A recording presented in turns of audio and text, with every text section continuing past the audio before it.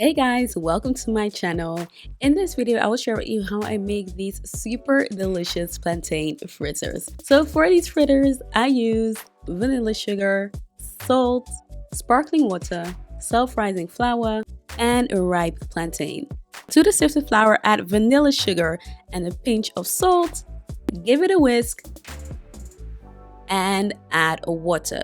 And actually, I use sparkling water because this recipe is based on a Surinamese recipe in which 7-Up, Sprite, or another colorless soda is used.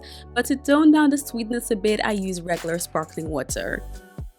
Cut a plantain in thin slices. Dip the plantain in the batter and make sure to cover all sides.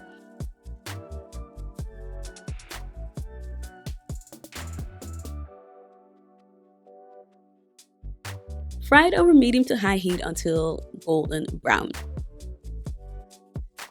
And this pairs perfectly with a delicious peanut sauce. For another delicious and spicy plantain recipe, check out this Killy video. And if you like this video, make sure to give it a thumbs up and don't forget to subscribe. Thanks for watching, guys.